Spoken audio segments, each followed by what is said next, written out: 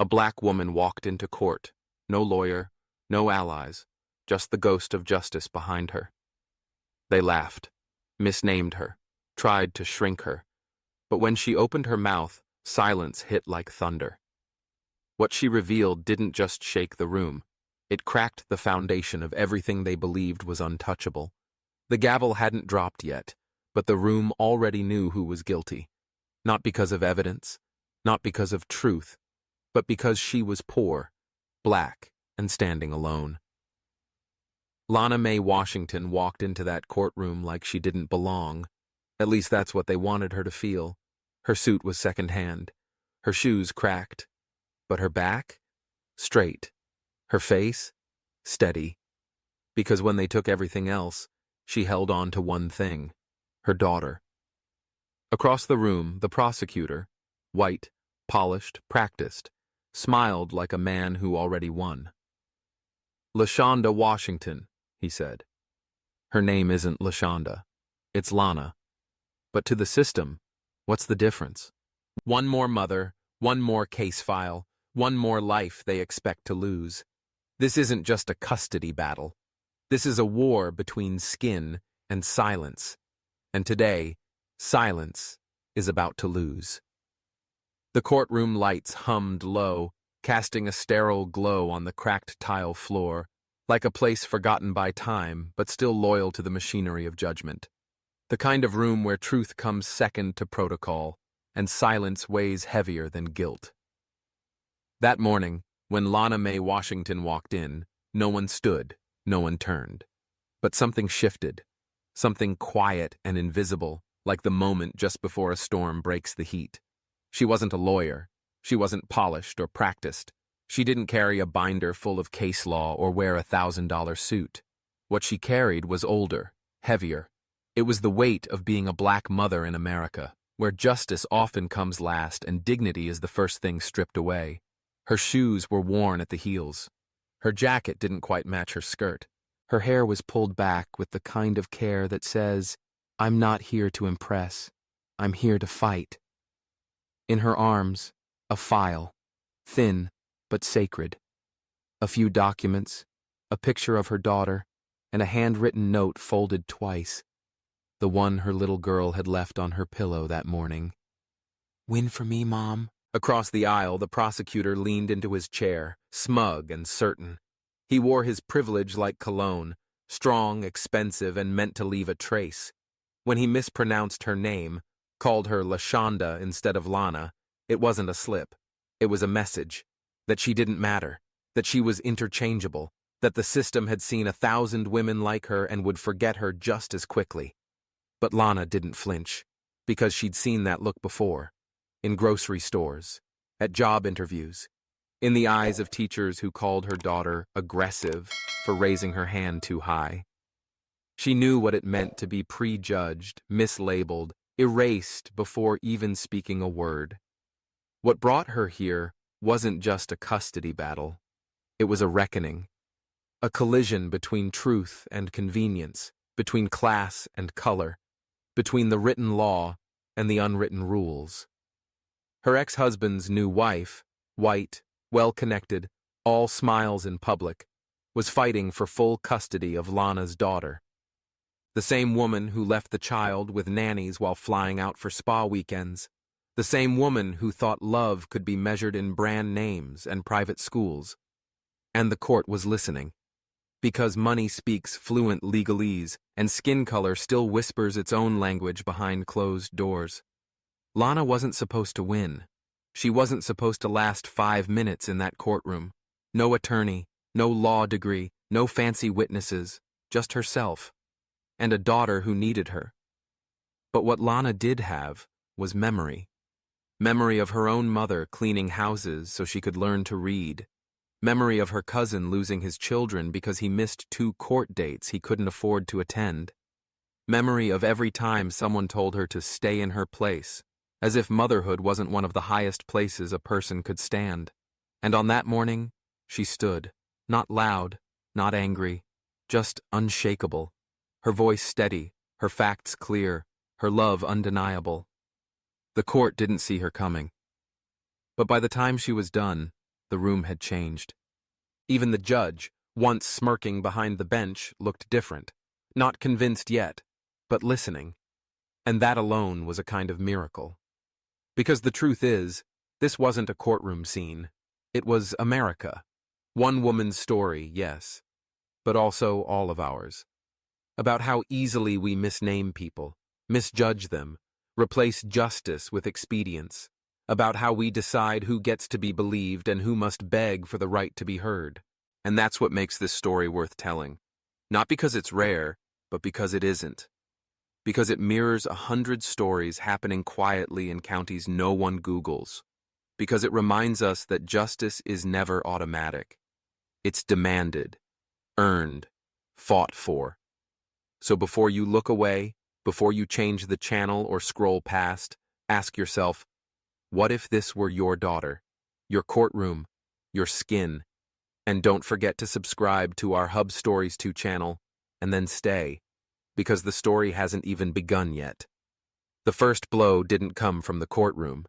It came 2 weeks before, folded inside a letter that smelled faintly of lavender and ink. The kind of paper that carries power even before it's read. Petition for full custody, it said. Signed not by her ex-husband, but by the woman he now called wife. A woman who had never changed a diaper, who thought of childhood like a resume to curate. And Lana knew, deep down in the pit of her stomach, that this wasn't about parenting. It was about control, and race, and who the world believed had the right to raise a child. When Lana called the courthouse, the clerk paused, not because of the case, but because of her name. Washington? The woman asked. Is your attorney already on file? Lana answered, I'll be representing myself. There was a beat of silence, the kind laced with quiet judgment, the kind she'd grown used to. She didn't sleep that night. Instead, she sat in the glow of a secondhand desk lamp, leafing through printouts from the public library. Georgia family law, courtroom etiquette, evidentiary standards. She wrote questions in the margins, underlined precedents, whispered practice statements into the dark while her daughter slept in the next room. Her daughter, who thought her mom was a superhero and had no idea how badly the world wanted her to fail. The first hearing was supposed to be procedural. 30 minutes, maybe. A formality. But as Lana stepped through the courthouse doors, she saw the cameras, local news crews, reporters with faces too smooth and questions too sharp. Controversial custody case, the captions would later read. Child's future at stake between stepmother with means and biological mother with a record. A record. They dug up a misdemeanor from 13 years ago. A bounced check. $52 and change. It didn't matter that she was 21 and trying to buy groceries. It didn't matter that the charges were dropped. They didn't report that part. The media didn't need truth. They needed a narrative, and Lana fit the one they liked. Struggling, angry, black. By the time court was in session, the tension had thickened. The prosecutor, brought in as a special advocate for the child, wasn't subtle. She kept calling Lana Miss Jones. That wasn't her name. She corrected her. Twice. On the third time, Lana paused, then spoke, carefully, clearly. My name is Lana Mae Washington. I answer to no other. The courtroom went still. Even the judge glanced up. Her opponent was flawless on paper. Degree from Duke.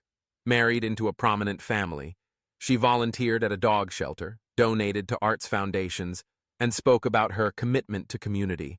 But Lana noticed something that others didn't. She never looked at the child.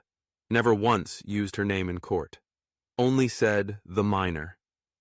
Lana remembered every birthday, every fever, every scraped knee and bedtime story.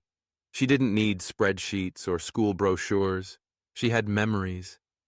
But memory doesn't always win cases. When the prosecutor suggested Lana's old job as a nightclub bartender raised concerns about moral fitness, she didn't flinch. When they implied that her low income meant instability, she didn't blink. But something cracked when they said her daughter might have better long-term outcomes in a more aspirational environment. That's when she stood. Better outcomes? She repeated. You mean a whiter zip code? A newer house? A mother who can afford ballet and private tutors but can't be bothered to learn how she takes her tea? She turned to the judge. Your Honor, this isn't about aspiration. This is about identity. This is about a black girl being raised by a black woman who knows what it means to walk through this world invisible and still show up shining. If that's not stability, I don't know what is. She didn't shout. She didn't cry. She stood like stone. And for the first time, the courtroom leaned in. Because no matter how polite the system pretended to be, it had underestimated her, just like the world always had. And now, it was paying attention.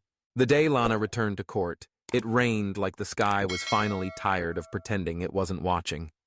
Thick drops hammered the windows, dripped off the edge of her umbrella, and soaked through her heels before she reached the courthouse steps. She didn't mind. She'd walked through worse storms. But inside, another kind of storm was waiting. The courtroom was packed tighter than before. Not just because of the case, but because the story had legs now. News outlets were circling. Op-eds had begun to whisper. Custody battle turns cultural flashpoint. One headline read, Should class decide parenthood? Asked another. Lana's face was everywhere, cropped, flattened, repackaged for headlines and primetime. But none of those pieces showed the real her, the woman whose hands were cracked from cleaning other people's homes, the mother who missed meals so her daughter never had to. And when she entered, every camera lens pivoted like she was walking into a ring instead of a courtroom. The prosecution was ready this time, not just with facts, but with performance. The stepmother took the stand in pearls and practiced grief, voice soft, fingers trembling. I only want what's best for her, she said. We can offer her things Miss Washington can't. The word things hung in the air like a poison gas. Lana sat still, her palms flat against her skirt. She knew what was coming. The prosecutor pulled out glossy photos, a gated community, a brand new bedroom set, letters of recommendation from teachers who praised early college potential and model behavior. None of them knew Lana. None had called her. Then came the knife. A segment played from a local news clip, grainy cell phone footage from 5 years ago. Lana, breaking up a fight outside her apartment complex. She was loud, her words sharp. The video ended before context could catch up. Is this the environment a child should be raised in? The prosecutor asked. Lana didn't move, but her eyes, those eyes, burned. Do you have anything to say, Miss Washington? The judge asked. She stood, calm, controlled, the rain still drying at her cuffs. Yes, Your Honor, I do. She walked slowly to the center of the room, turned not to the judge, but to the jury box, where court observers sat like unofficial witnesses. She scanned the faces, black, white, young, old. You all saw that clip, she said. But did you see the full thing? Did you see me pulling a young boy out of danger? Did you hear me telling him, you're better than this? Or did you stop watching when my voice got too loud to feel comfortable?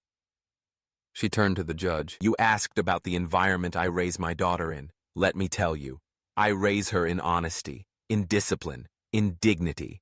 I raise her to speak up when she sees injustice, to show up when no one else will, to be more than a photo in a frame or a name on a form.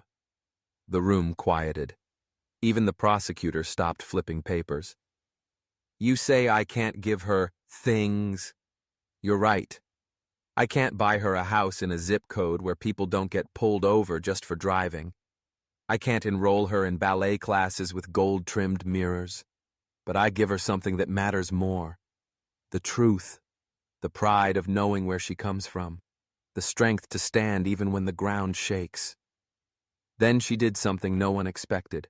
She reached into her coat pocket and pulled out a letter, folded, creased, handwritten in crayon. "My daughter wrote this 2 nights ago. She said, 'Mama, don't be scared. I'll be brave for you if you get tired.'" Lana's voice wavered, just once. "That's the child you think needs rescuing? That's the little girl you think is broken? No, she's the one you should be learning from." She turned back to her seat. Didn't cry, didn't smile, just sat down, like someone who had finally finished carving truth into stone. The judge didn't speak for several minutes, just stared at his bench like it had become heavier somehow. And in that silence, the courtroom changed. Because the fight was no longer about money. It was about meaning. And in that moment, everyone knew. Lana Washington hadn't come to beg for custody. She'd come to remind the system what motherhood really looks like. The first time Lana Mae Washington watched the system rip a child from someone they loved, she was just 16. It wasn't her case. It wasn't even her city. It was her cousin, Marcus, 23, working 2 jobs, raising his baby girl alone after his ex disappeared with a man in a BMW and a gold watch that sparkled more than his promises ever did. Marcus wasn't perfect, but he showed up every day, braided his daughter's hair before daycare, packed peanut butter crackers in Ziploc bags, read her the same bedtime story, even when his feet ached so bad he could barely stand. But none of that mattered when the court asked him one question he couldn't answer. "Can you provide a stable home?" He lived in a 1-bedroom apartment, worked late shifts, took the bus. The woman he was fighting? She had money, lawyers, and silence on her side. She never showed up to parent-teacher meetings, never came to birthday parties, but she had a last name the judge recognized, and that was enough.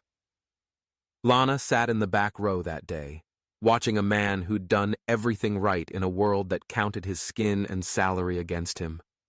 Watched him lose not because he failed, but because he wasn't allowed to win.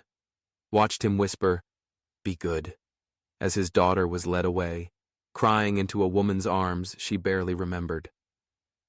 That's when Lana stopped believing the system was neutral, and that's when she started learning how to fight. She read, she volunteered at courthouses after school, not for money, for knowledge. She listened to lawyers talk about procedure like it was sacred. But all she could see was how those procedures twisted into tools of erasure, names mispronounced, histories ignored. Resisting arrest slapped on files because someone dared to ask, why? So when the custody summons landed in her mailbox years later, Lana didn't crumble. She remembered Marcus. She remembered that courtroom, and she swore no one, not a judge, not a social worker, not a system that thought struggle meant unfit, would take her daughter without hearing her voice first. But now, that history, the truth of it, was being used against her. On day 3 of the trial, the opposing counsel introduced a surprise witness, Denise Harwood, a retired caseworker from Lana's teenage years. She was called to contextualize patterns. What she really did was try to paint a picture. A troubled teen, a girl raised around chaos, a history of emotional instability. Lana sat still, jaw tight. When it was her turn, she didn't attack. She asked one question. "Ms. Harwood, do you remember my cousin Marcus?" The courtroom shifted. The prosecutor objected. The judge raised an eyebrow but allowed it. Ms. Harwood hesitated. "I'm not sure." "You don't remember the man who begged you to check on his daughter's bruises after she was placed with a new guardian? The one who sent letters every week and never got a reply?" Silence. "I remember," Lana said. "I remember you telling him he was overreacting. 2 months later, that little girl was in the ER. You remember that?" The air felt thick now, the kind of heavy you can't fan away. "I learned from you," Lana said quietly. I learned what happens when we let the past speak louder than the present, when we let prejudice wear a professional smile. She turned to the judge. I'm not here to pretend I've never struggled. I'm here to prove that I rose, that I endured, that I will not let my daughter become another quiet tragedy in a file cabinet. The judge said nothing, but something in his posture changed, just slightly. And for those in the gallery who'd doubted her, who thought dignity belonged to polished suits and perfect records, a crack began to form in their certainty. Because Lana's strength wasn't pretty. It wasn't rehearsed. It was earned. And it was here now, unfolding in front of them, undeniable. It started with a headline.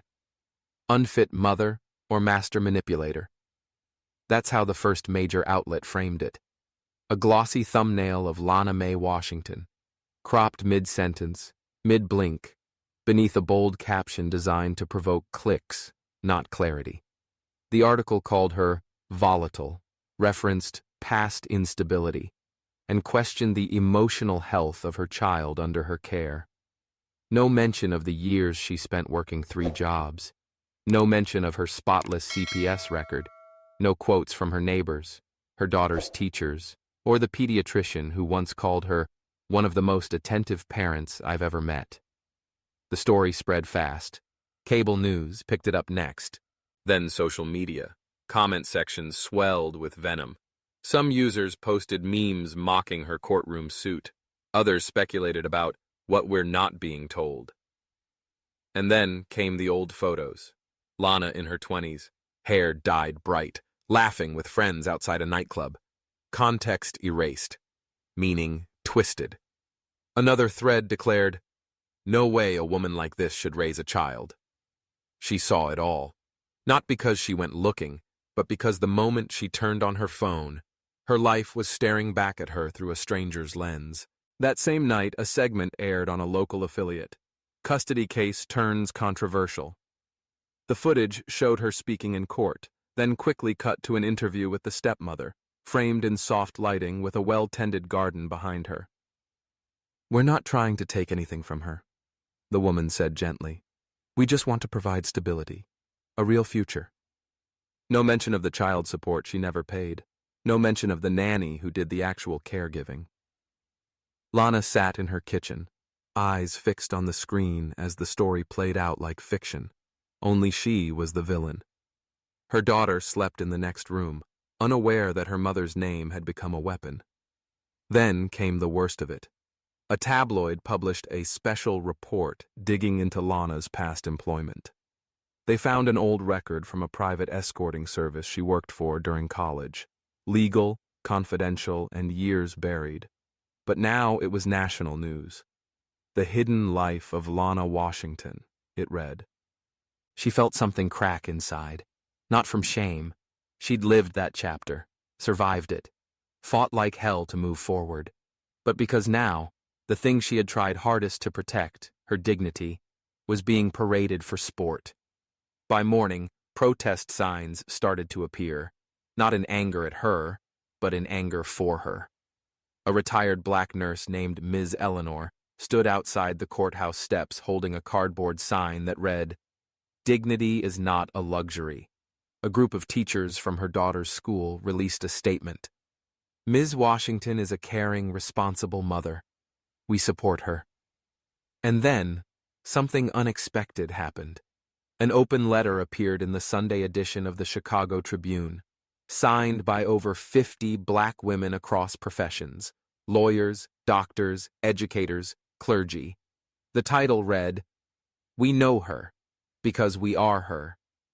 It said, "Every time a black woman raises her voice, she's told she's too angry. Every time she loves fiercely, she's accused of being dangerous. And every time she demands fairness, she is painted as unstable. We reject that narrative. We stand with Lana Mae Washington."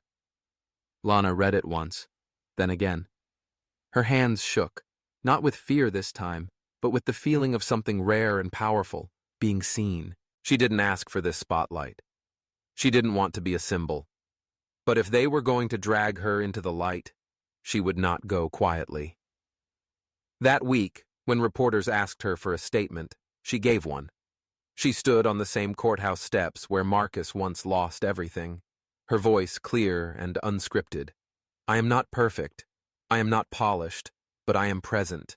And if this country really believes in family values, then it needs to start valuing the families that look like mine. The clip went viral, and the tide began to turn. It was a thin manila folder, tucked behind stacks of papers her court-appointed liaison had carelessly handed over. Lana almost missed it, if not for the date scribbled in the corner. Filed March 17th. Her heart paused.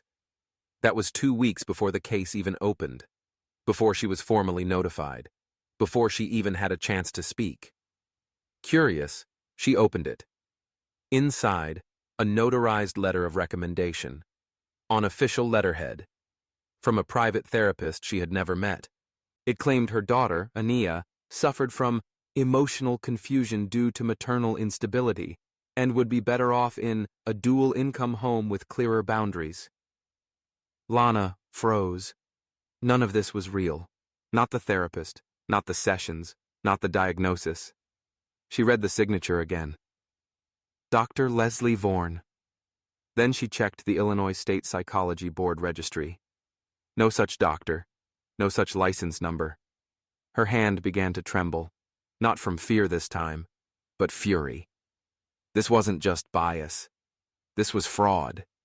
She spent the next 72 hours doing what the system never thought she could, investigating. She pulled phone records, researched property histories, dug through financial disclosures the court had sealed without question. She slept 2 hours a night, lived on coffee and principle, and by Monday morning, she had enough to make noise. In court, she asked to submit a motion for discovery expansion. The judge sighed, as if exhausted by her audacity. On what basis, Ms. Washington? Lana didn't raise her voice. She didn't beg. She simply handed over the folder. On the basis that the prosecution submitted forged testimony from a non-existent therapist, and that this same document was co-signed by a third party who happens to be the ex-husband of the current foster guardian. Gasps erupted in the gallery. Even the stenographer looked up. The judge leaned forward.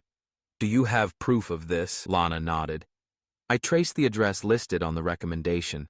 It's a vacant office building scheduled for demolition. The phone number rings to a disconnected line, and the notary stamp used on the document belongs to a paralegal currently under investigation in Cook County for document tampering. The room went still. The opposing attorney stammered. Your Honor, we weren't aware. Then you should have been, the judge snapped. Lana turned to face the gallery, her voice now sharper than ever. I've been called angry. I've been called unstable. But not once has anyone asked how many nights I stayed awake teaching myself the law while the world tried to take my child. I didn't come here to fight dirty, but I will fight true. Her words sliced the room open, not dramatic, not desperate, just undeniable. The judge called a recess. Lawyers scrambled, reporters swarmed, but Lana? She just sat there, breathing for the first time in what felt like years. Because when truth finally cracks through the concrete, it doesn't ask for permission. It breaks everything wide open. The courthouse was quieter that morning. No cameras, no chants, no signs in the yard. But inside, something was brewing. Something deeper than headlines. Something raw. Lana arrived early, as usual. Her clothes were simpler now, no longer trying to look the part. She'd realized she didn't need to dress like the system to defy it. She just needed to show up, again and again. And this time, someone showed up with her. Her name was Erin Marston, a middle-aged woman with tired eyes, a voice that rarely rose above a whisper, and a badge from the Illinois Department of Child and Family Services. She had been on the case from the beginning. She had signed papers, approved visitations, reviewed psychological evaluations. She wasn't the face of the problem, but she'd been its hands, and today she came to testify. For Lana. No one expected it. Not the prosecutor, not the judge, not even Lana, whose eyes blinked fast the moment Aaron took the stand. "State your name and occupation." "Aaron Marston," she said softly, hands folded tight. "I'm a senior caseworker at DCFS. Been there 18 years. "And what brings you here today?" A pause, then a breath that felt like it cost her everything. "I've come to correct a wrong." Gasps flickered through the gallery like wind catching fire. The opposing counsel objected immediately. "She was not on our witness list." "Let her speak," the judge said, voice quiet but firm. Aaron turned to Lana, just for a second. Then she looked forward. "I reviewed Ms. Washington's file. I signed off on the early reports. I didn't question the therapist letter because I was told not to. I didn't ask where it came from. I didn't verify the address. I just moved the paperwork forward. I was told she was a risk, that she was difficult, that her daughter needed better structure." "And you believe that?"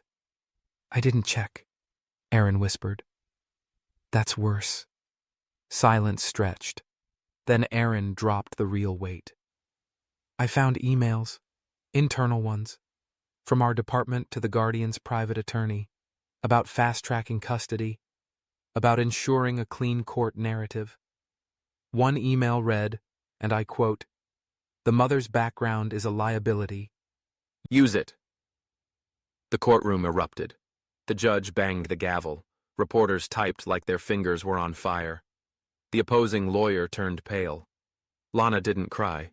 She just stared, hands clenched, like the pain had finally met its match. "Why are you doing this now?" the judge asked.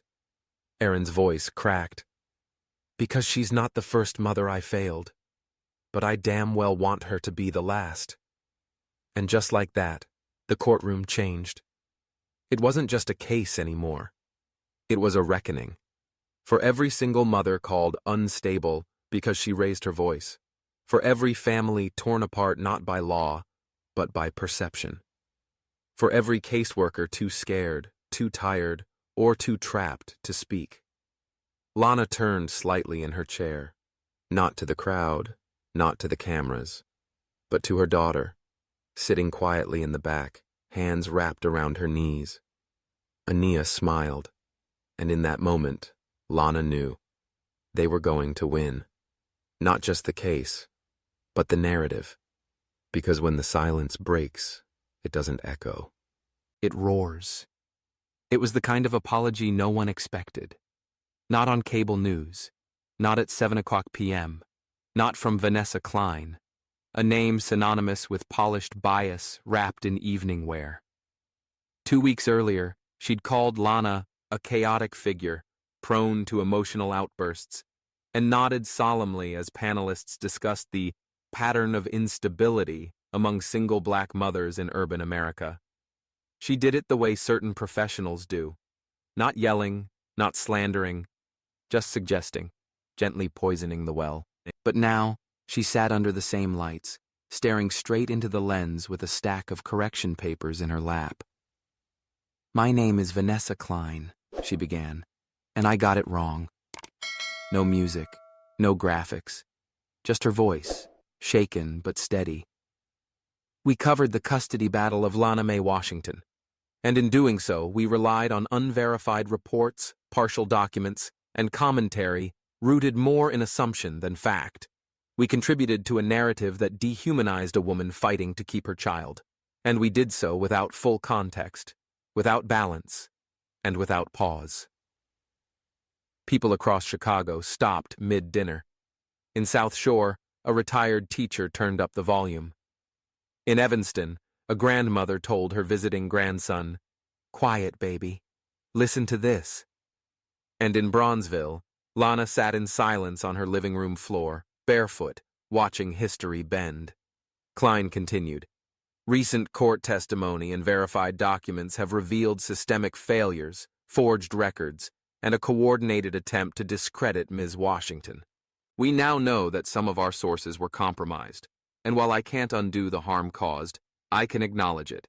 That's why, starting tomorrow, This network will dedicate weekly coverage to wrongful custody cases, particularly those involving underrepresented families.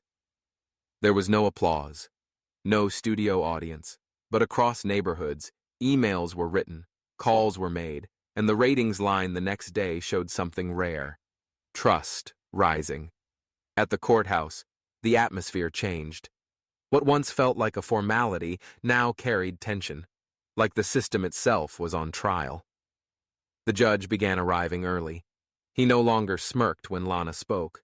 The bailiff, once quick to dismiss her motions, now offered her a nod each morning. Even opposing counsel adjusted his tone, no longer sharp, now cautious. But the shift wasn't just inside the courtroom. It was in the sidewalk chalk drawings left by kids outside Lana's apartment. Hearts, scales of justice, and her name in block letters. It was in the elderly woman who stopped Lana at the market to press $20 into her hand and whisper, "For your daughter's books." It was in the letters, over 300 of them, from strangers across the country. One stood out.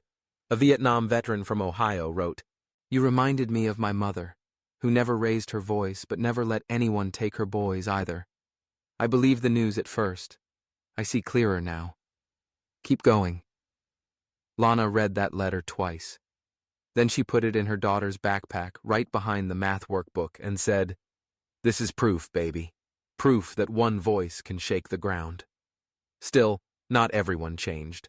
The Guardian's attorney filed for a motion to silence outside commentary, calling it a media circus. A group of donors pulled funding from the public defender's office when it was revealed one staffer had advised Lana off record, and someone, anonymous, spray-painted her building door with the words, "Know your place." But Lana had already chosen her place. It was at the front, not just of the case, but of a movement. She began speaking at community forums, not as a victim, not as a lawyer, but as a witness. She spoke about what it means to be disbelieved on sight, to walk into rooms where your words are weighed less, to be told your motherhood is conditional. And she told people what saved her: the truth, the paper trail, the patience, and above all, the refusal to disappear. By the end of that month, 2 more mothers reached out, both fighting similar custody disputes, both facing similar silencing. Lana took their calls. She didn't promise victories, but she did say, "If you stand, I'll stand with you." The system hadn't changed yet, but now it knew it was being watched. And sometimes, that's how change begins, not in revolutions, but in redirections, not in noise, but in the stillness after truth is spoken and cannot be unheard. It began with a photograph, a faded Polaroid tucked inside a weathered envelope, slipped anonymously under Lana's door. No note, no sender, just an image. A man in a tailored suit, Jeffrey S. Whitaker, the current guardian of her daughter, smiling beside a teenage boy in a state juvenile facility uniform. Lana stared at the photo for minutes before she moved. She didn't recognize the boy, but she recognized the building. It was the juvenile center in Springfield. She knew because she'd been there once, to speak at a community outreach event in 2015. The place was stark, the walls a tired gray, and the cafeteria smelled like boiled regret. It wasn't the kind of place one casually visited, and certainly not the place where a future guardian of children should have had any casual association. She tucked the photo into a folder and got to work. That night, she returned to the Camila Public Library, the same one where she first studied for her custody battle. Only now, she wasn't reading case law. She was combing through archived records, public employee logs, and incident reports. By 3:14 a.m., she found it. 1998. Name: Jeffrey S. Whitaker. Status: Volunteer Rehabilitation Mentor. Termination: Breach of ethical code. Inappropriate contact with juvenile residents. Details: sealed. Lana leaned back in the wooden chair, staring at the flickering screen. Her hands shook. Not from exhaustion, but revelation. The man who now claimed legal guardianship over her daughter had once been removed from a youth mentorship program, the kind of program built to reform, not exploit. And the court had no record of it. She printed every page, made 3 copies, and carried them to court like sacred text. The next morning, she requested an evidentiary hearing. The room was crowded. Word had spread. The gallery filled with familiar faces, neighbors, old classmates, even a former teacher who once told Lana she had too much fire for her own good. The judge reviewed the request, eyes scanning faster than usual. Opposing counsel objected immediately. This is unrelated to the current case and outside the scope of the mother's standing. Lana rose. Your Honor, if the character of the mother is fair game, so is the character of the guardian. I've been drug tested, evaluated, surveilled, and questioned on my tone. I believe the man entrusted with my daughter should be subject to the same scrutiny. The courtroom held still. The judge exhaled slowly. Proceed. Lana handed over the documents. As the judge read, she spoke, not hurried, but steady. This man was terminated from his role in a state-funded youth rehabilitation program due to a sealed incident involving inappropriate behavior. He later became a private foster recruiter, then a licensed guardian. The transition was swift. The connections? Political. His license was pushed through by a committee that has since disbanded. I traced the signatures. 2 are no longer valid under current licensing standards. Silence rippled through the room like a quiet gasp. The judge looked up. Do you have proof these documents are authentic? I cross-checked the employee ID with archived state records, Lana replied. I can subpoena them if necessary. Across the aisle, Whitaker sat still, jaw clenched. His lawyer leaned in, whispering frantically. But the tension said more than any words could. The judge called for a 10-minute recess. In the hallway, people buzzed. No one looked at Lana the way they had months ago. There were no eye rolls, no side glances, just nods, quiet, affirming. When the court reconvened, the judge addressed the room with unusual gravity. This court will conduct a formal review of Mr. Whitaker's guardianship credentials and investigate the legitimacy of prior sealed records involving his past employment. Effective immediately, visitation with the child in question is suspended. Lana didn't smile. She simply breathed. Because this wasn't about punishment. It was about accountability. Outside the courtroom, a reporter from the local station caught her as she stepped into the sunlight. Ms. Washington, he said. Do you feel vindicated? She paused. No, she said. I feel responsible. For what? For every child who doesn't have the time or the mother to go digging through sealed files. For every mother who's been outmaneuvered, outspent, and outvoiced. And then she walked away, not triumphant, but awake, alive, steady. Somewhere in the distance, a school bell rang, and for the first time in a long while, Lana didn't flinch at the sound. She smiled. Not because the fight was over, but because truth had finally started to catch up. The courtroom was too quiet. Not the respectful kind of silence, but the kind that waits, the kind that breathes. On the docket, it was just another procedural day, but everyone knew something different was about to happen. The judge glanced at the list, then cleared his throat. The court calls Amara Lynn Washington to the stand. There was a pause, a long one, before the side door opened. She stepped in slowly, shoulders stiff, eyes scanning the rows of faces. At just 11 years old, she looked smaller than usual in the oversized wooden courtroom, but her chin was up, just like her mother's. Lana felt her chest tighten, not from fear, but from restraint. She was not allowed to speak to her daughter. Not here. Not now. Amara took the oath with a soft but sure voice. The clerk asked if she understood what it meant to tell the truth. Yes, Amara said. It means you don't hide anything, even when it hurts. The prosecutor rose first. Amara, can you tell the court where you've been living for the past few months? At Mr. Whitaker's house. And how has that experience been? Amara shrugged. It was okay. There were rules. And cameras. I wasn't allowed to talk on the phone without permission. Were you treated well? Pause. I wasn't hit, if that's what you mean. But I wasn't really seen either. The room stirred slightly. And how do you feel about your mother? Amara sat up straighter. She's my mom. Yes, but do you feel safe with her? Another pause. Not out of confusion, but calculation.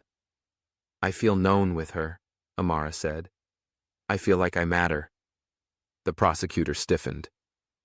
Did she ever leave you alone? Miss school meetings? Forget to feed you? Amara turned to look at the judge. Do I have to answer that like a checklist? A ripple of surprise passed through the gallery. Even the judge blinked. The prosecutor shifted tactics. Amara, we're just trying to understand your home life, that's all. Then ask better questions. It wasn't defiance. It was clarity. The judge leaned forward. Miss Washington, would you like to tell us what matters to you in this case? Amara nodded. I don't want to live with someone who doesn't look at me, who doesn't ask how my day was or if my shoes fit. My mom makes mistakes, but she listens. She sings when she's nervous. She cried when my fish died.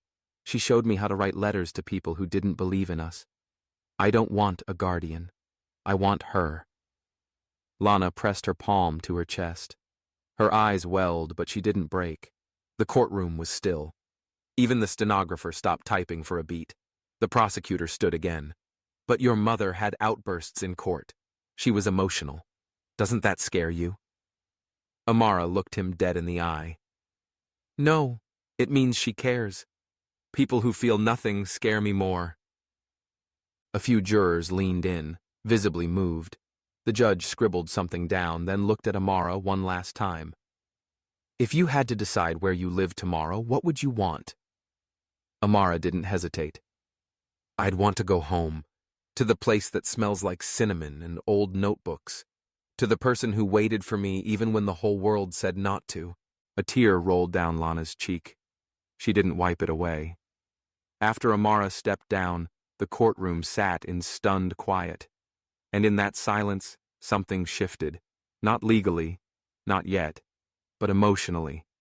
The weight of evidence had moved from paper to presence, from records to raw truth. The judge recessed for deliberation.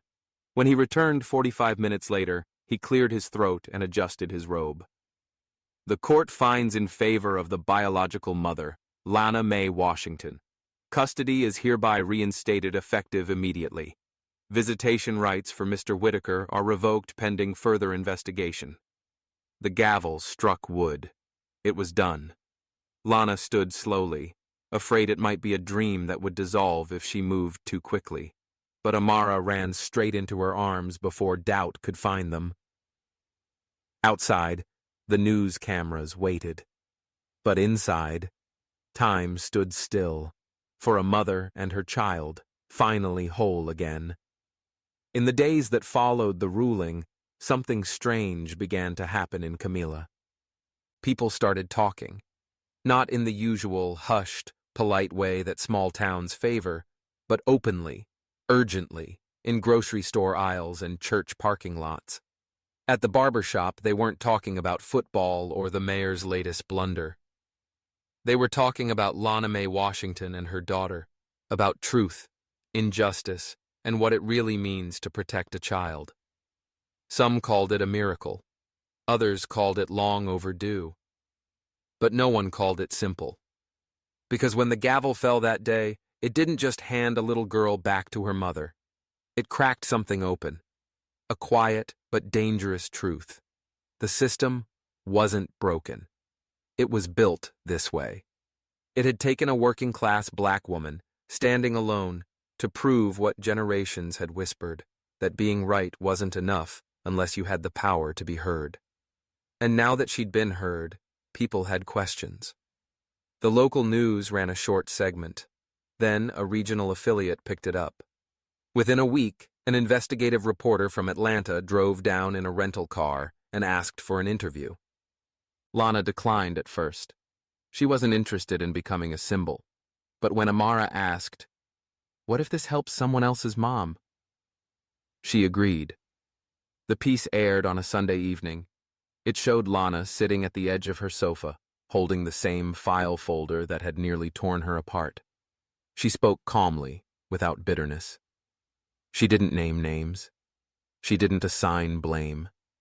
She told the truth. And then the phone calls started. One from a woman in Savannah who'd lost her son to the foster system after being hospitalized for pneumonia. Another from a grandmother in Tennessee who'd been denied custody of her own grandchildren because she didn't own a car. Each call was different, but the pain was the same. Meanwhile, behind the scenes, the fallout was already spreading. Mr. Whitaker's credentials were under review. 2 county social workers were suspended for procedural neglect. And someone else, someone no one expected, was having trouble sleeping. Judge Raymond Tolbert, the same man who once asked Lana, with thinly veiled condescension, whether she understood how custody law worked. He hadn't meant to be cruel, but intent didn't erase impact. And now, after watching a child school a courtroom and a mother redefine what it means to stand alone, he felt something he hadn't in a long time. Shame. He called her 3 times. She didn't answer. On the 4th, he left a message. "Ms. Washington, this is Judge Tolbert. I don't expect a return call, but I'd like to speak with you if you're willing. Not in chambers, not in court, just as people." Lana didn't respond right away. It took her 2 days. They met at a park bench on the south side of town, neutral ground. Lana brought a small thermos of coffee. Tolbert brought nothing but his hands, folded and fidgeting. "I won't take much of your time," he said. "I don't have much," she replied, with no malice in her voice. He nodded. Then he did something unexpected. He apologized. Not a politician's apology, full of qualifiers and safe language, but a plain-spoken human admission. "I was wrong," he said, "not just about the case, but about you, about what I thought justice looked like." Lana watched him quietly, the same way she watched every man who once thought he held the world in his hand. And then she said something he never expected. "I forgive you, but forgiveness doesn't erase history." He nodded again. "I know." They sat in silence for a few moments, the kind that holds weight, but not resentment. Before he left, Tolbert turned back and said, "You made the bench feel heavier. That's not a bad thing." Lana didn't answer. She didn't need to, because for once, the burden of explaining wasn't hers to carry. Back at home, Amara was writing something in her notebook. When her mother came through the door, she looked up and asked, "Are we famous now?" "No," Lana said, smiling faintly. "We're just free." And that, after everything, was more than enough. Word didn't spread all at once. It didn't go viral or land on any headlines in New York or D.C., but it moved, like fog rolling in over tired fields, like water finding its cracks. At first, it was just a few parents, mothers mostly. They reached out not to celebrate Lana, but to ask how. How she'd stood her ground, how she found the laws, how she made herself heard when no one handed her a microphone. She told them the truth. "I didn't win because I was brave. I won because I was tired, and because I had no choice but to learn what they hoped I never would." Soon, she wasn't just taking phone calls. She was invited to small church halls, union meetings, and community centers. She carried her file folder like a weapon. Though she never raised her voice, she read laws aloud, translated jargon into plain English, and reminded people that knowledge isn't charity, it's power. In a town 40 miles south of Camila, a single mother reopened a case that had been sealed 5 years earlier. In Macon, a retired teacher wrote a letter to the state attorney general asking why so many custody cases involving black families never reached full hearings. And in Atlanta, a local station aired a short documentary titled Reasonable Doubt, When Poverty Looks Like Neglect. Lana's voice was the last one heard in the final scene. You can't fix what you're not willing to name. That line caught fire. But with recognition came resistance. Some called her a troublemaker. Others, an ungrateful mother who should have known her place. A conservative blog ran a smear article dredging up her teenage shoplifting charge from nearly 20 years ago. The headline read, Custody Hero or Criminal Past. Lana didn't respond. She didn't have to, because by then, people were already pushing back on her behalf. A local retired judge published a response piece titled, Redemption is the Backbone of Justice. Another legal aid group began offering free custody case reviews to parents facing contested guardianship without proper counsel. The system hadn't changed, but its mask had slipped. One day, a girl named Alondra, 17, from Tuscaloosa, showed up at the Camila Public Library. She had taken 2 buses and walked 4 miles. I'm not asking for money, she told Lana. I just want to know how you made them listen. Lana handed her a pen. Start here. Learn their language. Then speak it louder than they ever expected. That night, Lana sat at her old kitchen table, the one with the scratched legs and coffee ring stains. Amara was upstairs finishing homework. The world was still imperfect. The rent was still due. But something felt different. Not lighter, but clearer. Because she knew now, when one person speaks truth, the silence around them becomes unbearable for others. A movement wasn't born that night. It had always been there, hidden behind locked doors and quiet tears. Lana simply turned the doorknob. A month later, a mother in Charleston, after being told she was too emotional to raise her son, stood up in court and said, Being emotional doesn't make me unfit. It makes me human. And you're not going to erase me just because you're uncomfortable with my voice. The judge paused. Just long enough. And in that pause, Lana's spirit echoed. No statue was ever built. No parade thrown. But across the South, quietly, steadily, judges started asking more questions. Social workers took longer looks at the files they used to stamp and shelve. And a few children, just a few, made it home. Because one woman stood up. Because a girl testified without blinking. Because truth, when spoken by the underestimated, doesn't just survive. It multiplies. The first time Lana saw her own name in print, it was wrong. LaShonda Washington, a troubled mother from rural Georgia, sparks courtroom uproar after judge grants her unexpected custody victory. 3 errors in 1 sentence, and none of them by accident. She wasn't LaShonda, she wasn't troubled, and her daughter wasn't some courtroom trophy. The news outlet ran the story with a stock image of handcuffs and a headline written for clicks, not clarity. They hadn't bothered to interview her. They didn't speak to her daughter, but they spoke about her, loud and wide. That's how it starts. Not with slurs, not with outright hate, but with misnaming, with framing, with language that says more between the lines than it dares say outright. Troubled, unstable, emotional. From a disadvantaged background. The kind of words that make a black mother sound like a warning label. And people noticed. It was a retired English teacher from Alabama who wrote the first op-ed in response. Her title was sharp and deliberate. We do not speak the same when we speak of mothers. She compared 2 custody stories, published just days apart. One was about Lana, portrayed as unpredictable and defiant. The other was about a white woman in Atlanta who'd left her infant in a hot car while shopping. Her article spoke of stress, fatigue, postpartum depression. The woman was overwhelmed but loving. Lana, in contrast, was combative, despite claiming love for her child. Same circumstance, different skin, different language, and the public began to push back. Emails flooded the editor's inbox, comment sections lit up.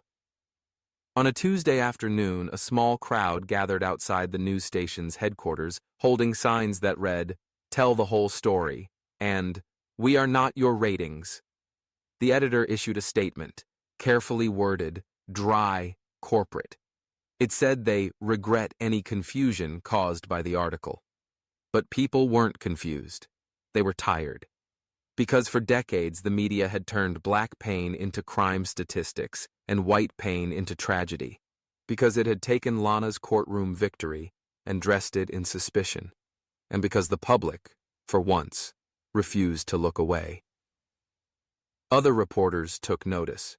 One local journalist, a black woman named Renee Fuller, aired a primetime segment titled, "Misnamed, the Media and the Mothers They Fail." She interviewed Lana, on her terms, in her home, without a spotlight or angle. "You could have picked 1,000 stories," Lana told her, "but you picked this one. Why?" Renee smiled, not gently, but sharply. "Because I'm tired of stories that get rewritten before they're ever told." The segment ran on a Sunday. It didn't go viral. It didn't change laws overnight, but it changed tone. More outlets followed suit. Not all, but enough. Some corrected their headlines. Others reached out to the communities they used to report on from a distance. And more importantly, people began to question what they were reading, not just with suspicion, but with memory. They remembered names like Lana's, and that remembering became power. In high school classrooms, teachers started assigning media literacy exercises based on her case. In community colleges, students wrote essays with titles like "Narrative Bias in Local News Reporting" and "When Journalism Reinforces Injustice." Lana didn't watch all the segments. She didn't read every article, but she heard the shift in how people spoke to her, not just with sympathy, but with recognition. "Ms. Washington," one woman said at a gas station, "they tried to write your story, but you picked up the pen." She nodded. That's all she ever wanted. Not glory, not revenge, just the right to name herself, to name her truth, and to see that truth stand taller than a headline written by someone who never saw her face. That's what she taught her daughter, too. Amara had started correcting her teachers now, not rudely, just clearly. "No, ma'am, that's not what happened. And I can show you where to find the real story." Because now, when someone misnames a mother like Lana, there's a chorus of voices ready to correct them. And that chorus? It's only growing louder. It didn't start in Congress. Change never does. It started in county halls and dusty legislative subcommittees, the kind with flickering overhead lights and coffee that tastes like burnt paper, where bills get buried by paperwork and hearings happen at 2:30 p.m. on Tuesdays, so the right people never hear them. But this time, someone was listening. It began with a question asked on the record by a junior representative from DeKalb County, a woman named Claudine Rucker. Black, sharp-tongued, mid-50s, with 30 years in education and 10 years watching the same kinds of families come apart for reasons that had nothing to do with abuse and everything to do with class and color. "In what world," she asked, "does poverty count as neglect, but wealth never gets called abandonment?" No one answered. They didn't know how. Her question, inspired by Lana Washington's case, made it into the minutes, and then into the hands of activists, and then into the inboxes of attorneys general, school boards, and district judges. Policy reviews followed. Quiet at first. Internal memos, revisited guidelines. Then came a formal proposal in Georgia's House of Representatives, a bill to require independent third-party oversight in custody removals linked to income disparity. It was dry, bureaucratic, unsexy, but it was real, and real is dangerous to the old system. Opposition came swift and practiced. A conservative senator from North Georgia called it overreach. A family court judge warned that it would handcuff the ability of social workers to act quickly in emergencies. Cable pundits barked about government interference and the weaponization of identity politics. But outside the marble walls, the people weren't barking. They were whispering, organizing, pushing. Because for every Lana Washington who stood in a courtroom, There were 10 more mothers who didn't know they were allowed to fight. The bill was renamed the Washington Provision. The vote was postponed twice. Lobbyists leaned on the fence, but the public kept calling. They called in from Albany, from Savannah, from trailer parks and brick projects. They wrote letters. They showed up at town halls with wrinkled photos of the children they lost custody of, not to abuse allegations, but to judgments that saw their zip code before their character. And slowly, the ground began to shift. One county reversed 5 custody decisions after an independent audit found a consistent bias in how reports were written about white versus black or brown families. The language differed, subtle but damning. One mother was described as anxious but concerned. Another, for the same behavior, was labeled erratic and unstable. Both were mothers. Only one kept her child. This time, someone said it out loud. The review panel released its findings. A local paper ran the headline, "Bias on the Record, When Justice Isn't Blind, Just Selective." Meanwhile, Lana kept her head down. She wasn't attending rallies. She wasn't testifying before the Senate. She was walking her daughter to school. But she knew. She felt it in the way strangers looked at her now, not with suspicion, but with a quiet kind of regard. The kind reserved for people who didn't set out to change the world, but did anyway. She still got letters. Dozens, every month. Some from mothers asking for help. Some from law students who'd read her case. And one from a family court judge in Indiana. It was handwritten. Brief, but heavy. "You made me reconsider 3 rulings this year. That might not sound like much, but for 3 children, it was everything." Lana read it twice, then folded it and tucked it behind the bills on her kitchen counter. The Washington Provision didn't pass that year, but it didn't die either. It lived in drafts, in rewrites, in hearings where someone, somewhere, would always bring it up. And that's how real change happens.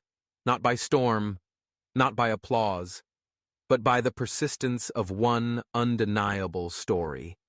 One mother, one courtroom, one truth that wouldn't stay buried. Amara Washington didn't grow up in the shadow of a hero. She grew up beside a tired mother, one who carried grocery bags with one hand and legal documents in the other.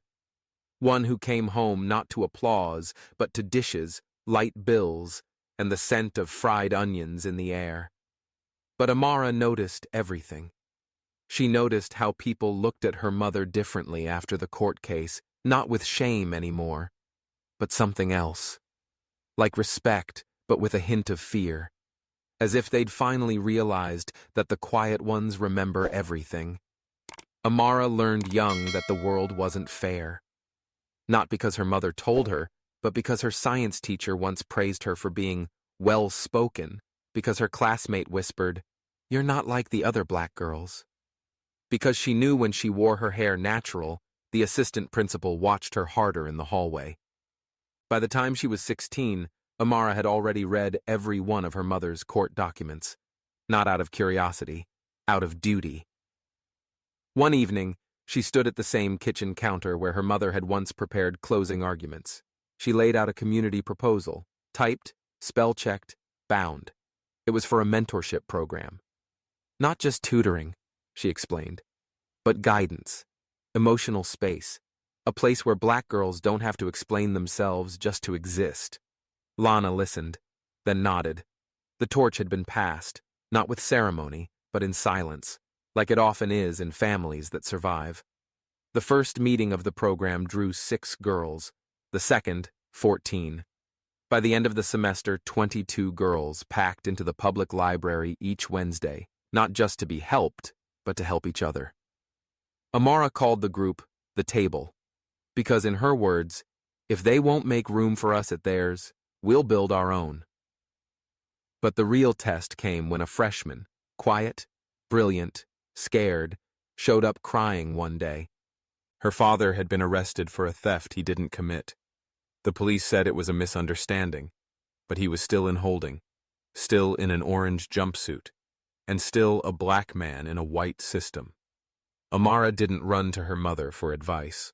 She ran to the law books, she ran to her laptop, and then she ran her mouth in all the best ways. She drafted a letter to the city attorney. She organized a petition. She showed up at the hearing, sat in the front row, and stared down the prosecutor with the same steady fire she'd seen in her mother's eyes 100 times before. The father was released that evening. The judge never looked up when signing the order, but as Amara stepped outside the courthouse, someone followed her. An old man, white, clean-shaven, former city councilman. He said, "I remember your mother." She didn't smile. He added, "Didn't think I'd ever see someone carry her fire." Amara looked at him once, then forward again. "I'm not carrying it," she said. "I'm building from the ashes." That night, her name trended. Locally, briefly, but meaningfully. And when she got home, Lana didn't greet her with a lecture. She just said, "I saw you." That was enough. Because Amara didn't want a spotlight. She wanted a lever, a tool, a way to crack open the concrete. If her mother had kicked in the courtroom door, Amara was there to build the next one, wider, stronger, open on both sides. She wasn't the future. She was the proof that the future had already begun. The knock came just past noon. Lana didn't answer right away. Not because she was afraid, but because some knocks carried weight. And this one felt like unfinished business. When she opened the door, the sun caught the edge of a gray suit. The man standing there was older than she remembered, his hair thinner, his posture slightly bent, but the face was the same. Assistant District Attorney Calvin Reese. The man who once tried to tear her motherhood apart in open court. He didn't smile. He didn't hold a clipboard or a file. Just a worn leather notebook and a pair of eyes that no longer held the gleam of arrogance. "Ms. Washington," he said, "I owe you something." Lana didn't move. "You owe a lot of people," she replied. He nodded. "I know." She let him speak, but didn't invite him in. Reese explained quietly that he had resigned from his post, that the case, her case, had haunted him longer than he admitted. Not because he believed he'd done something illegal, but because he had followed procedure instead of principle. And in doing so, he realized he'd become part of the machine that treated poverty like pathology and blackness like a warning label. "I thought I was doing my job," he said. "I didn't know I was defending a system." He offered a formal written apology. Then, a copy of a letter he'd submitted to the Bar Association, detailing his own failure to challenge the racial bias in custody hearings. Lana listened. Her silence said more than any interruption could. Finally, he added something she didn't expect. "There's a seat opening up on the County Family Oversight Committee. They need someone who's lived it, not just read about it. I put your name forward." Lana didn't answer. Not then. Not because she was flattered, but because she'd learned to distrust timing. Behind Reese's apology might be sincerity, but just as easily, it might be politics. She didn't need his endorsement. She already had her own voice, her own fight. She wasn't interested in being someone else's redemption arc. Still, later that night, after Amara came home from school, Lana told her. Amara raised an eyebrow. "And what did you say?" "I didn't say no," Lana replied, "but I didn't say yes." "Good," Amara said. "Make them earn it." That night, Lana sat with the letter under her fingertips. The idea of stepping into that room, of being a voice on the inside, tempted her, but she knew the danger of being the only one in the room who knew the cost of the policy. The danger of being tokenized, silenced, used. Yet something Reese said wouldn't leave her. If we don't fix it from within, they'll just build a quieter version of the same machine. She had changed policy without being inside. What could she do with a seat at the table? She looked at Amara, asleep on the couch, the TV flickering soft blue across her face. Maybe it wasn't about acceptance. Maybe it was about access. Maybe it was time. The next morning, she dialed the number. Her voice was calm. "This is Lana Washington. I'm ready to talk. On my terms." The first time Lana sat in the County Oversight Committee chamber, she didn't speak. She watched. The room smelled like lemon polish and cold air. Walls lined with photographs of past chairmen. None of them looked like her. The long mahogany table reflected the fluorescent lights above, and the nameplates gleamed with hollow importance. She was the only member without a law degree, the only one with lived experience instead of academic credentials, the only black woman in a committee that routinely made decisions about the lives of black mothers. They called it family policy. She called it survival math. That morning, the committee was set to review a draft proposal for streamlining parental evaluations during custody challenges. The language was sterile, bureaucratic, designed to sound helpful while hiding its bias behind metrics and efficiency standards. One phrase caught her eye. Indicators of household instability may include income fluctuation, shared housing, and inconsistent employment. Lana raised her hand. The room went quiet, not in hostility, but confusion, as if they had forgotten she was there.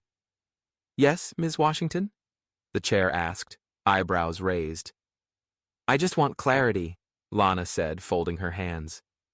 "When you say shared housing, are you referring to multi-generational homes?" A pause. "Yes," the legal advisor answered. "Any situation in which the nuclear family structure is supplemented by outside adults. So when a grandmother helps raise the children while the mother works 2 jobs, that counts as instability." Silence, then murmurs. "I'd like to request a change in language," Lana said, "because where I come from, that's not instability. That's family." Someone coughed. Someone else scribbled in a notebook. The next point. Educational benchmarks for assessing a parent's capacity to provide a stimulating environment. Again, Lana leaned in. "I want to know if anyone in this room has raised a child while riding the bus with them to a free library program because you couldn't afford a tutor." Nobody answered. She didn't smile. She didn't shout. She simply waited. And slowly, the weight of her questions began to reshape the room. By the 3rd session, they stopped seeing her as the exception. They started bracing themselves for what she might say, because Lana didn't speak often. But when she did, she made the language bleed. The media caught on. An editorial in the Chicago Sun-Times called her the most important voice in child welfare no one saw coming. A talk show reached out. So did a nonprofit. Then came a documentary crew. She said no to all of it. She wasn't here for lights. She was here to adjust the beam. Then, a call came she couldn't ignore. It was a mother. 23 years old.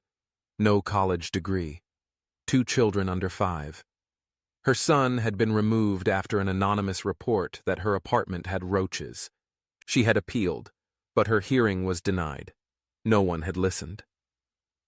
Lana went through the records herself. It wasn't just a case of code violations. It was retaliation. The woman had filed a complaint about her landlord 2 weeks prior.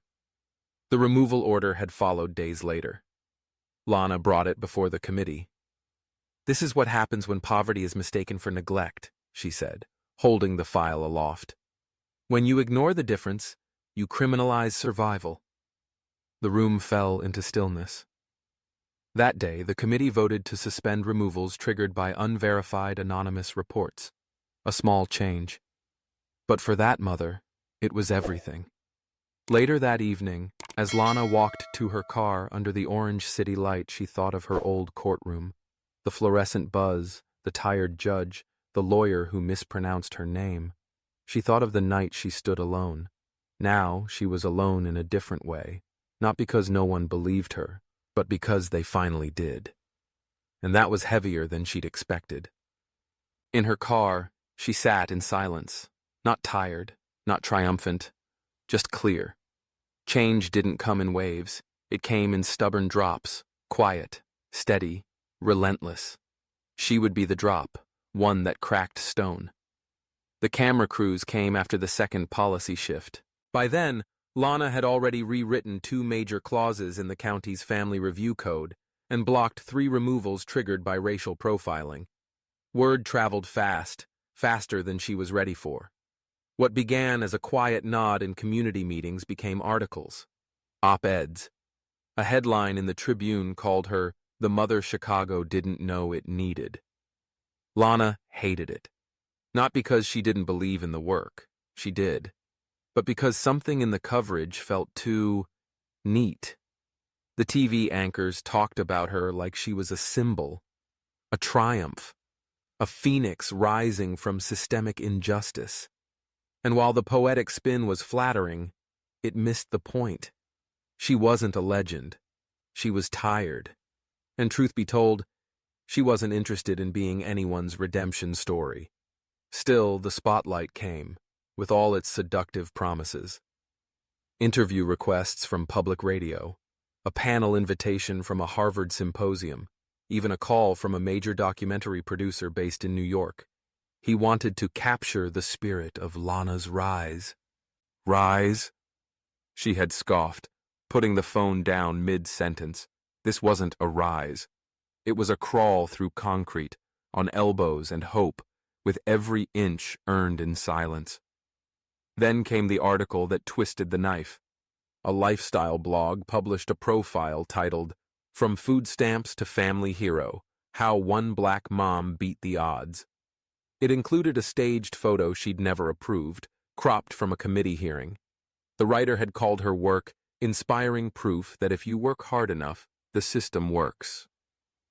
She read that line 3 times, then tore the page from the printer, crumpled it, and threw it into the kitchen trash. Because the system didn't work. She did. The next morning, she called a community meeting. No press, no branding, just folding chairs and bitter coffee at the church hall. She stood up and told the truth. I'm not here to be anyone's symbol. I'm not the exception. I'm not special. I'm not the proof that this broken machine suddenly grew a conscience. I'm a mother who had to claw her way into rooms people like me were never supposed to enter. They listened, because they understood. She reminded them of someone, of themselves. She wasn't a fantasy. She was flesh, and she burned for them. Later, a reporter from a local news affiliate asked for a quote. Lana didn't look up from her notes. Tell them, she said flatly, that I'm not a miracle. I'm a mirror. And if that scares them, they should look harder. The next day, that quote ran in 3 papers, and with it came backlash. Right-wing pundits called her divisive, said she was anti-police, anti-order, ungrateful for the second chance. One op-ed claimed she was weaponizing trauma. Lana didn't blink. She'd seen worse. What got under her skin wasn't the noise, but the silence of people who knew better. Some colleagues pulled back. Old friends grew cautious. Even a local pastor who once praised her from the pulpit now suggested she tone it down for the sake of unity. Unity, a word that tasted like ash in her mouth. One night, Amara walked into the kitchen to find her mother at the table, jaw clenched, eyes red. They're scared of you now, Amara said. No, Lana whispered. They're scared of what I prove. What's that? That a black woman with no backing, no money, and no degree could do this much damage just by refusing to stay quiet. Amara nodded. You gonna stop? Lana exhaled, looked her daughter in the eye. No, baby. I haven't even started. They wanted her to run. The first whisper came from a city council aide, then a neighborhood organizer, then a retired judge who pulled her aside after a policy meeting and said, You've got fire, Lana, the kind that scares people into doing right. We need that in office. By the end of spring, a PAC had reached out. They'd fund it, they said. All she had to do was agree. Lana didn't answer, not right away. She remembered what it felt like to sit on the other side of the table, broke, unheard, watching men in suits decide the fate of people they'd never meet. She'd looked up once and thought, they don't even know what hunger sounds like. And now they wanted her to be one of them? The idea haunted her, not because she was afraid to fight, but because she knew what systems did to people who entered with good intentions. It didn't break them overnight. It bled them slowly, drip by drip, concession by concession, until they woke up saying the same things they once resisted. She sat on the porch one evening with Pastor Daniels, the only person left who didn't try to manage her. "You think I should do it?" she asked. He didn't answer right away. Instead, he looked at the sky like he was reading something only he could see. "I think," he said slowly, "the question ain't if you should run. The question is, can you win and still recognize yourself when it's over?" That hit deep. Lana stayed quiet for a long time. Inside, Amara was practicing piano, clumsy and passionate. Every missed note echoed through the screen door like a heartbeat. That was what mattered. That sound. That freedom. She thought about every mother she'd stood beside in hearings, every grandmother who carried her grandbaby into court, praying someone would believe her story, every black woman who was told her tone was too sharp, her questions too loud, her grief too inconvenient. Those women didn't want a politician. They wanted a survivor who still had fight left. So when the campaign team pitched their messaging, from hardship to hope, Lana cut them off. "No slogans," she said. "No spin. If I run, it's not for optics. It's because I've seen the blueprint from inside the furnace." They blinked. She let them sit in the discomfort. "This isn't about brand," she continued. "It's about blood. People bled for the right to be heard. I'm not about to dilute that with some polished bio." They adjusted, or left. Only the real ones stayed. And then came the forums. The press didn't know what to do with her. She didn't wear pearls, didn't smile on cue, refused to soften the truth for suburban comfort. She told them about her time in housing court, about eviction threats scrawled in red ink, about food stamps and gray-walled offices where no one looked up from their keyboard. She told them her fight didn't begin with justice. It began with shame.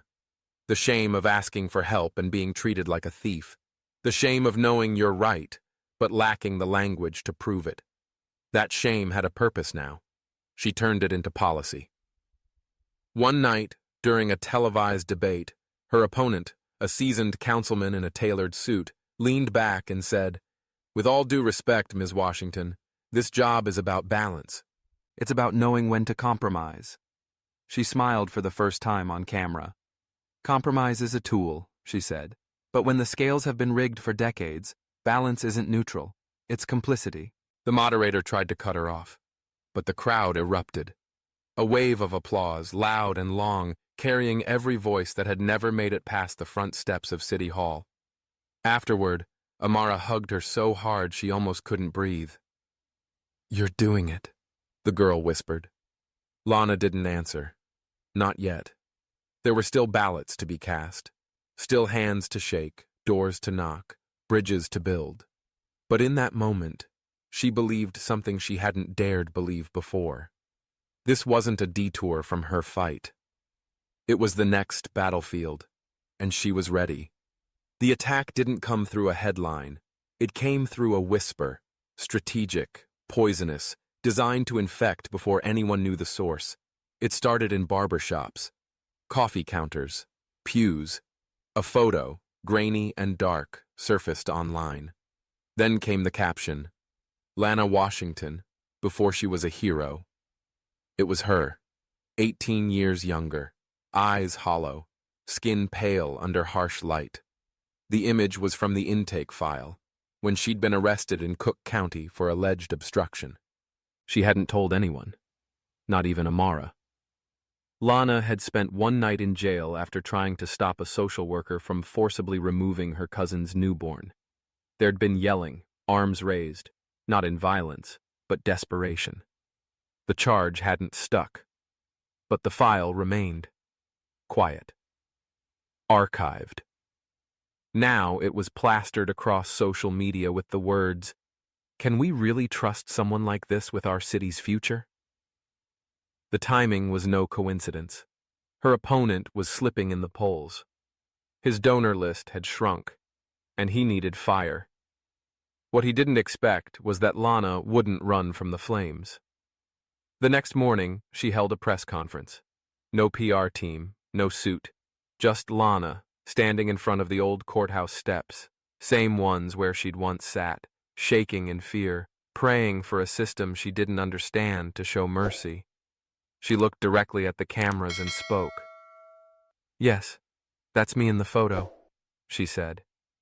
"And that night broke something in me. Not because I did anything wrong, but because I realized the system I believed in could turn on you for simply being too loud while black." The crowd was silent. Some leaned in. Others held their breath. She went on. "I was 26. My cousin was 19. She'd just given birth. The state came for her child before she'd even recovered from the delivery. They said she didn't have suitable support.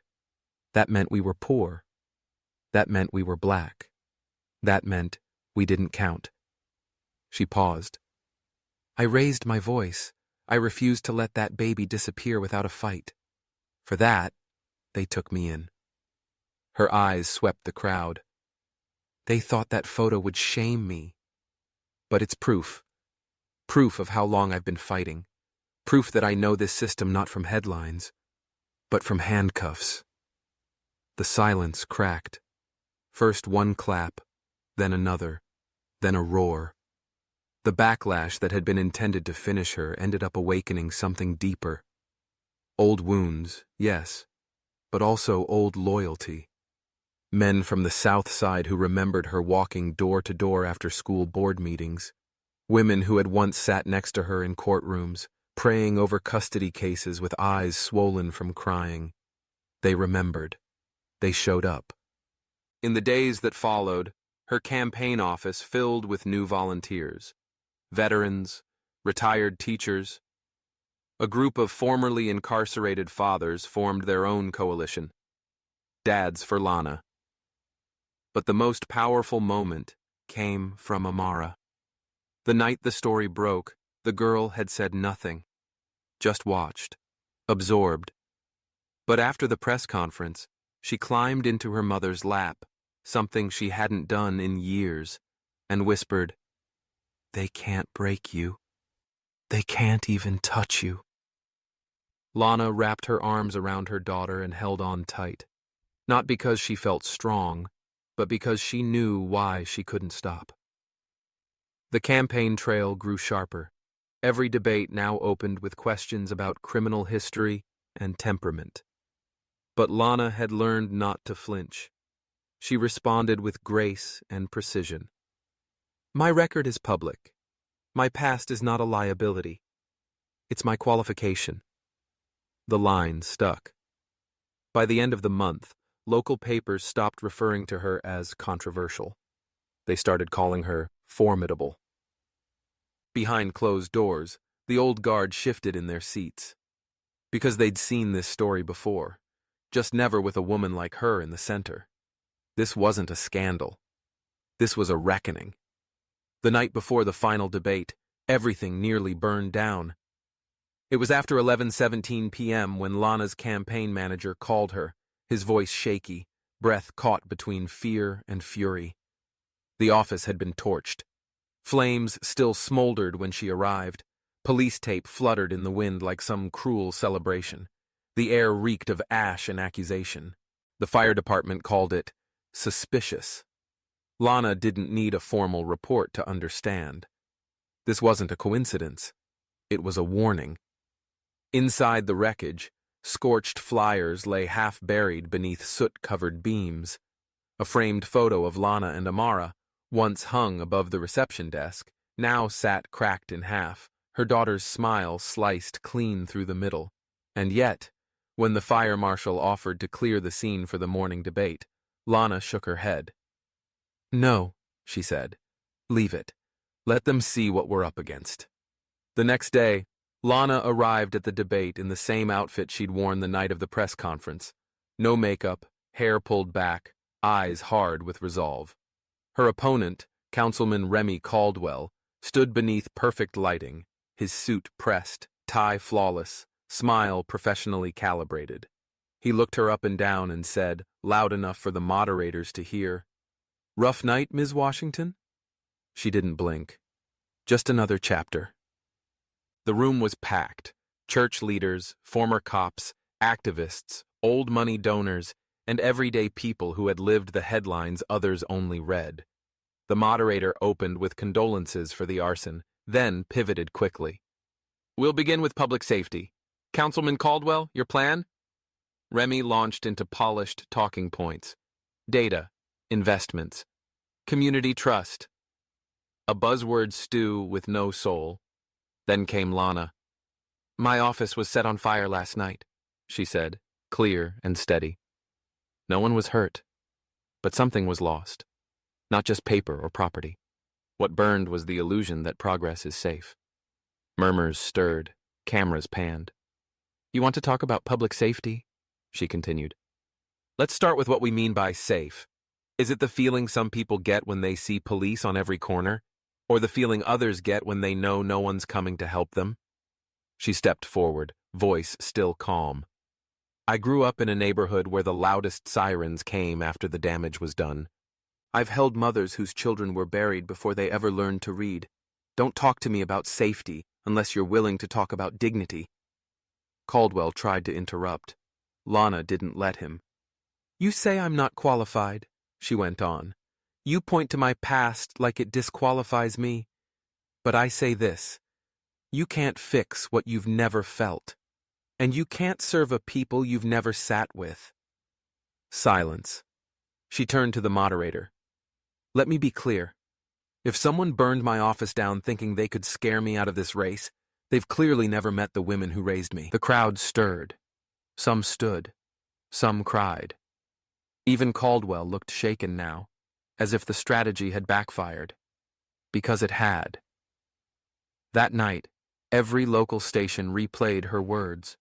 The image of her standing in front of the burned-out office, with that cracked photo of Amara in her hand, circulated faster than the fire itself. The story shifted from campaign coverage to something more primal. A woman under fire, literally, refusing to bow.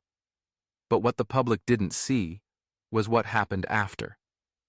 At home, Lana found Amara sitting in her bedroom, holding the backup copy of that photo. The girl didn't say anything at first, just looked up, eyes wide, voice soft. "Do we stop?" Lana knelt beside her. "No, but we don't pretend we're not scared." Amara nodded, then asked the hardest question. "What if they hurt you?" Lana paused, looked her daughter dead in the eye. "Then you remember why I stood." That night, Amara fell asleep curled beside her mother, and Lana sat awake, watching the window, the street, the shadows. Not because she was afraid of what might come, but because she knew exactly what she'd become. The fire hadn't ended the campaign. It had defined it. November 8th began with frost. Not the delicate kind that kisses autumn leaves, but the bitter kind that reminds you winter is close and unforgiving. Chicago's skyline blinked in silence, as if the city itself was holding its breath. Lana stood at the polling station by 5:45 a.m., her collar turned up against the wind. The same wind that used to carry gunshots through the projects. The same wind that used to chase her daughter's cries through the narrow alleys of public housing. Now, that wind carried the murmurs of an entire city watching her, judging her, praying she might actually win. She didn't campaign that day. No speeches, no interviews. Just quiet presence, showing up at schools, shaking hands at churches, hugging grandmothers who saw their own daughters in her. Some smiled, some cried, others just whispered, "About damn time." But behind the warmth was tension. The fire department called it suspicious. Lana didn't need a formal report to understand. This wasn't a coincidence. It was a warning. Inside the wreckage, scorched flyers lay half-buried beneath soot-covered beams. A framed photo of Lana and Amara, once hung above the reception desk, now sat cracked in half, her daughter's smile sliced clean through the middle. And yet, when the fire marshal offered to clear the scene for the morning debate, Lana shook her head. "No," she said. "Leave it. Let them see what we're up against." The next day, Lana arrived at the debate in the same outfit she'd worn the night of the press conference. No makeup, hair pulled back, eyes hard with resolve. Her opponent, Councilman Remy Caldwell, stood beneath perfect lighting, his suit pressed, tie flawless, smile professionally calibrated.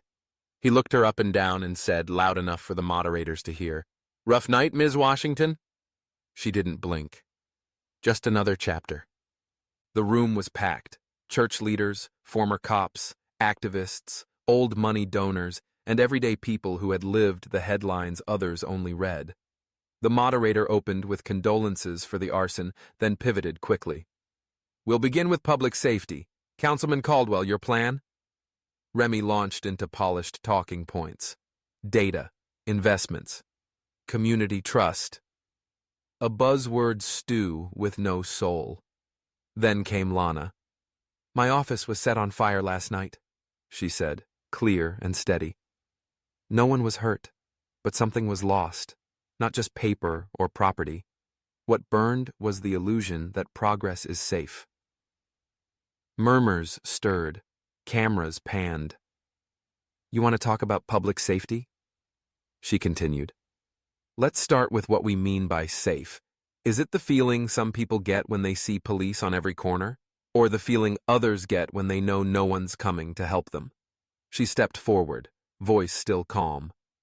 "I grew up in a neighborhood where the loudest sirens came after the damage was done. I've held mothers whose children were buried before they ever learned to read. Don't talk to me about safety unless you're willing to talk about dignity." Caldwell tried to interrupt. Lana didn't let him. "You say I'm not qualified," she went on. "You point to my past like it disqualifies me. But I say this, you can't fix what you've never felt, and you can't serve a people you've never sat with." Silence. She turned to the moderator. "Let me be clear. If someone burned my office down thinking they could scare me out of this race, they've clearly never met the women who raised me." The crowd stirred. Some stood. Some cried. Even Caldwell looked shaken now, as if the strategy had backfired. Because it had. That night, every local station replayed her words, the image of her standing in front of the burned-out office, with that cracked photo of Amara in her hand, circulated faster than the fire itself. The story shifted from campaign coverage to something more primal. A woman under fire, literally, refusing to bow. But what the public didn't see was what happened after. At home, Lana found Amara sitting in her bedroom, holding the backup copy of that photo. The girl didn't say anything at first, just looked up, eyes wide, voice soft. "Do we stop?" Lana knelt beside her. "No, but we don't pretend we're not scared." Amara nodded, then asked the hardest question. "What if they hurt you?" Lana paused, looked her daughter dead in the eye. "Then you remember why I stood." That night, Amara fell asleep curled beside her mother, and Lana sat awake, watching the window, the street, the shadows. Not because she was afraid of what might come, but because she knew exactly what she'd become. The fire hadn't ended the campaign, it had defined it. November 8th began with frost. Not the delicate kind that kisses autumn leaves, but the bitter kind that reminds you winter is close and unforgiving. Chicago's skyline blinked in silence, as if the city itself was holding its breath. Lana stood at the polling station by 5:45 a.m., her collar turned up against the wind. The same wind that used to carry gunshots through the projects. The same wind that used to chase her daughter's cries through the narrow alleys of public housing. Now, that wind carried the murmurs of an entire city watching her, judging her, praying she might actually win. She didn't campaign that day. No speeches, no interviews, just quiet presence, showing up at schools, shaking hands at churches, hugging grandmothers who saw their own daughters in her. Some smiled, some cried, others just whispered, "About damn time." But behind the warmth was tension. Some stories don't end when the credits roll. They echo, in silence, in memory, in the quiet shift that happens inside you when something true cuts through the noise. Lana's journey wasn't about triumph over adversity. It was about what happens when truth becomes louder than fear. When a woman, written off by the system, stands not just for herself, but for everyone who's ever been underestimated, misnamed, mislabeled, or simply unseen. This story wasn't polished, it wasn't clean, it was raw, unapologetic, and real. Because that's how life comes at us, unfiltered, unfair, and often without warning. And yet, we rise. Not because we're told to, but because something inside us refuses to stay quiet. So what can we take from all this? Perhaps it's this. Your voice matters. Not because it's loud, but because it's yours. Use it. Speak up when it's uncomfortable.